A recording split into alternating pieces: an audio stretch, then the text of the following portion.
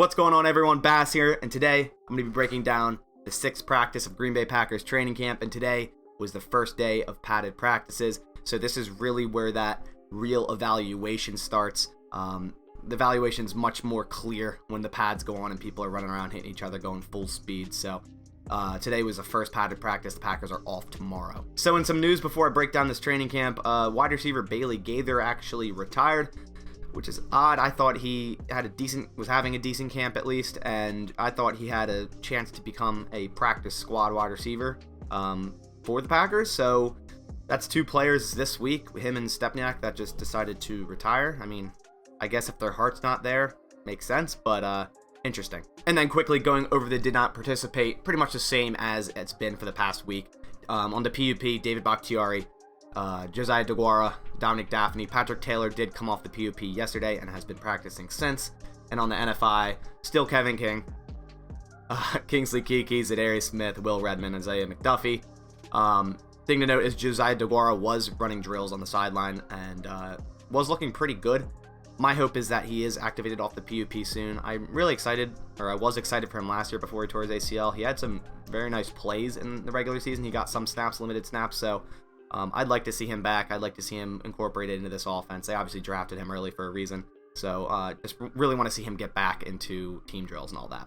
All right, so now moving into the practice, obviously with these padded sessions, there are a lot of 1v1s, and basically I'm going to start with those, lumping in offense and defense, just going over who beat who in these 1v1 sessions. So firstly, Randall Cobb did beat Shannon Sullivan on his 1v1 slot action there, so slot cornerback number 1 versus slot wide receiver number 1, so nice to see Randall Cobb still got it. Allen Lazard did beat Josh Jackson, but it was a bad throw, so it fell incomplete. And a thing to note about Josh Jackson, he's been getting a lot of snaps, which I think he definitely needs. I think this is a make or break year for Josh Jackson.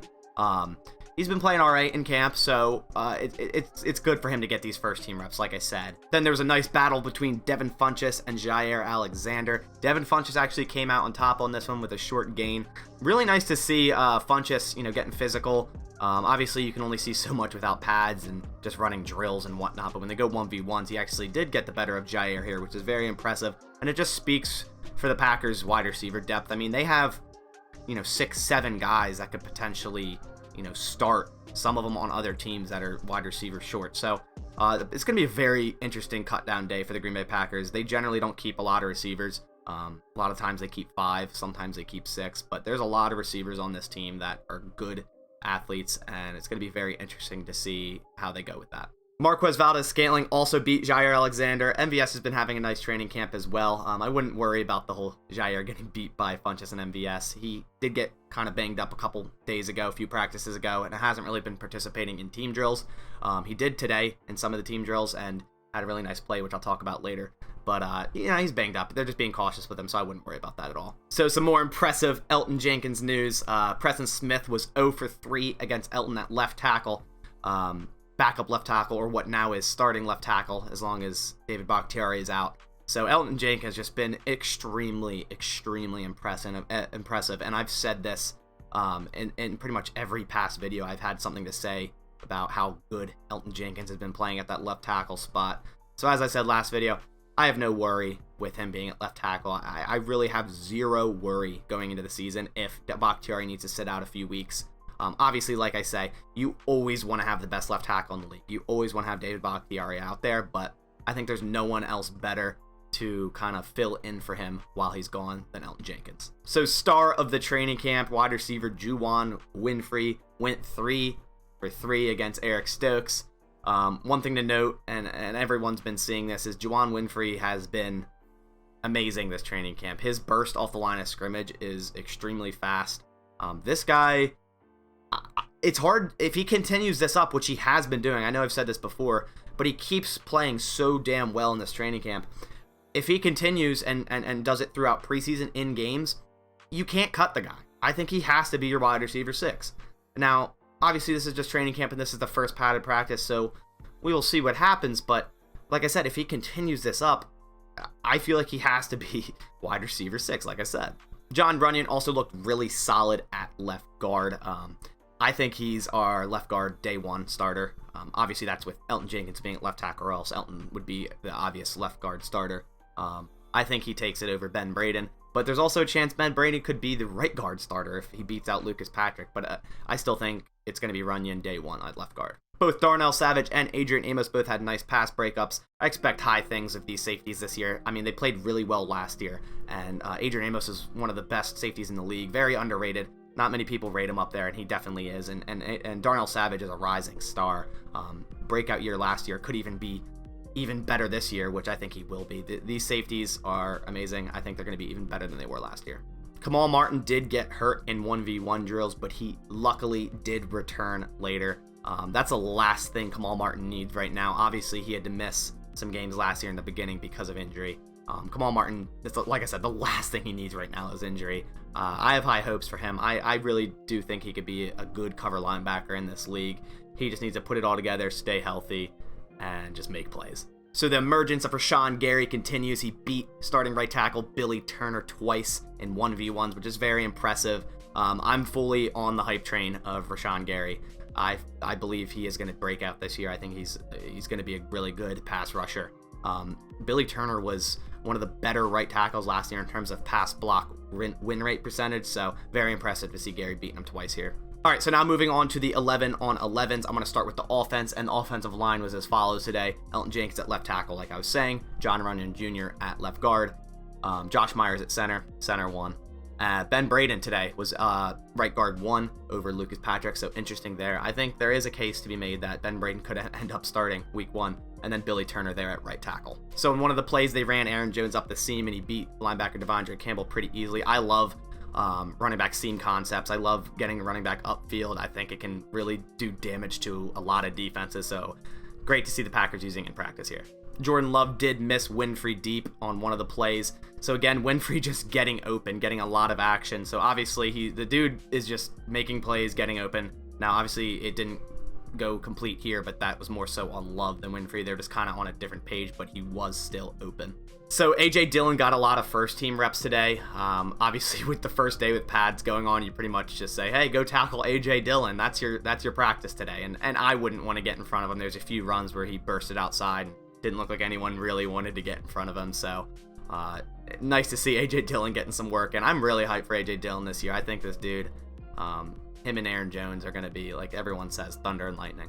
An important thing to note today was the Packers offense was torching their defense with checkdowns to short passes to the flats. Robert Tonyan was open a lot, even got huge gains just off flat throws. So definitely a thing the defense has to adjust on, because there's nothing more annoying than watching the Green Bay Packers give up a first down on like 3rd and 3 when their corners are way back. I cannot stand that. I'm hoping that never happens. I hope Preston Smith isn't playing cornerback.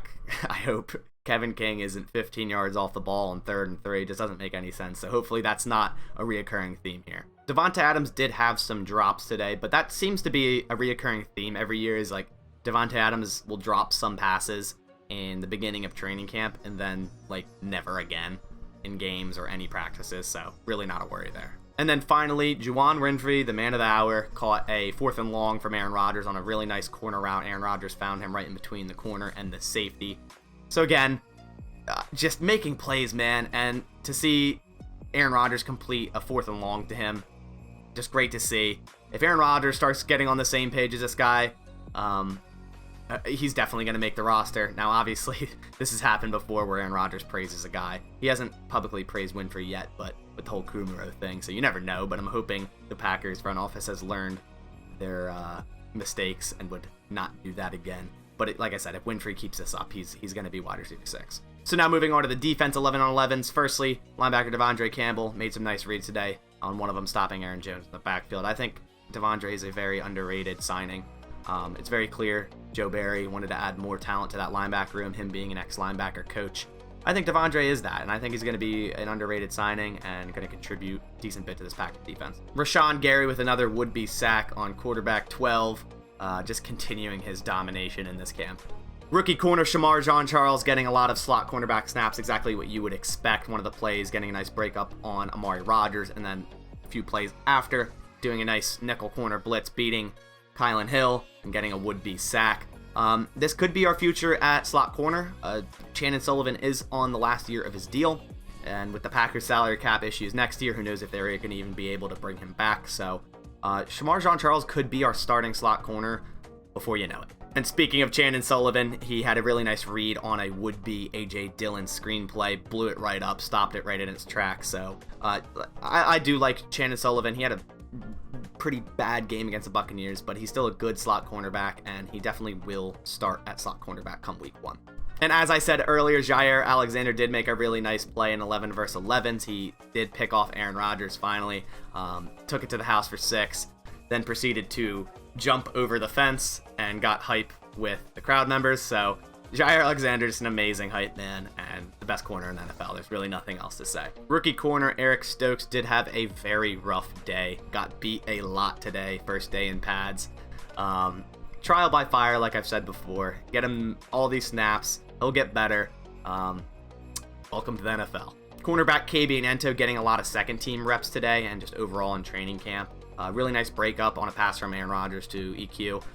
Definitely a candidate to make the roster as a cornerback, so just keep an eye on him. So to end 2-minute drills, TJ Slayton had a pick 6. Yes, TJ Slayton. You heard me right. It was a tip pass. TJ Slayton grabbed it and pretty much ran for his life to the end zone. Dude was actually moving really fast for such a big dude. Maybe Johnny Jolly V2.